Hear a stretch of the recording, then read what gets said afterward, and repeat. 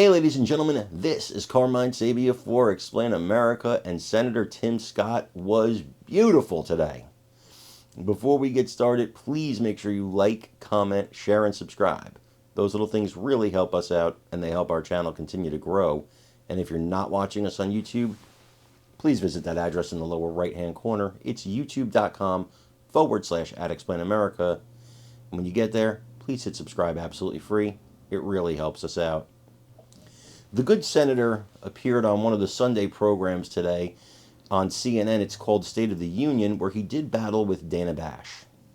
And Ms. Bash, she tried to accuse the Republicans of sowing doubt about the election.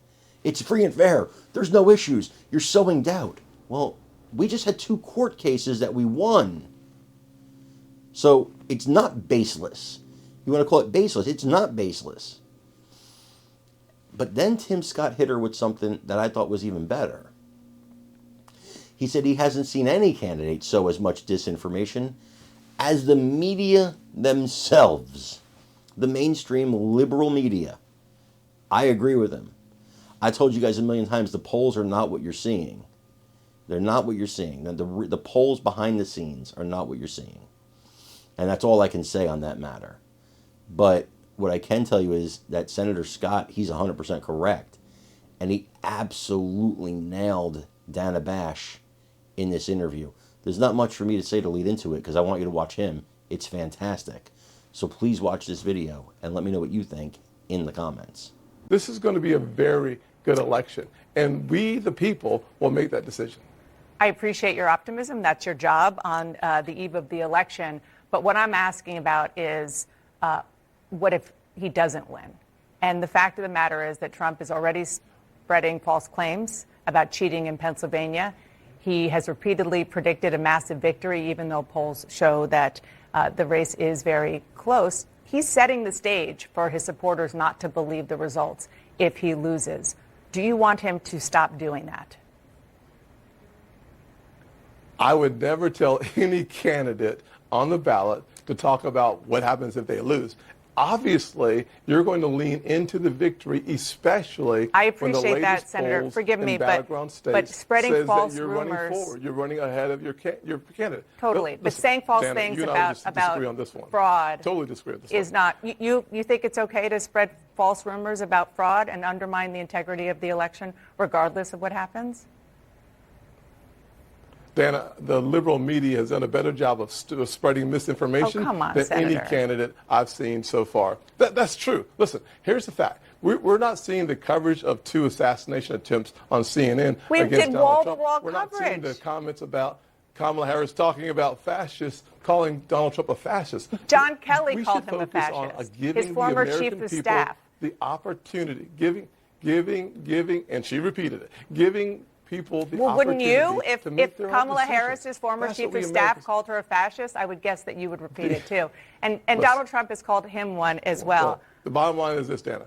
Bottom line is this. We should focus on the issues that the American people are talking about. They're talking about the greatest invasion across our southern border. Black communities across this country, particularly in inner cities, are talking about the devastation of the presence of Venezuelan gangs leading to more crime.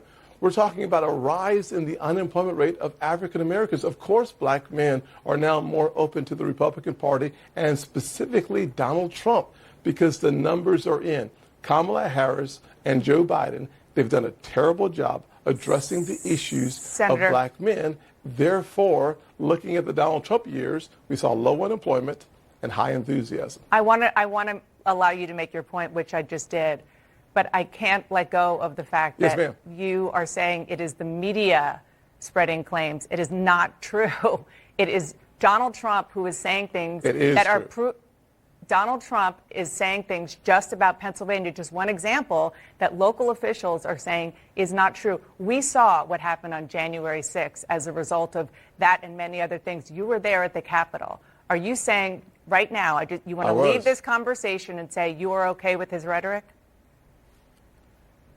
Well, Dana, what I'm going to tell you is the truth.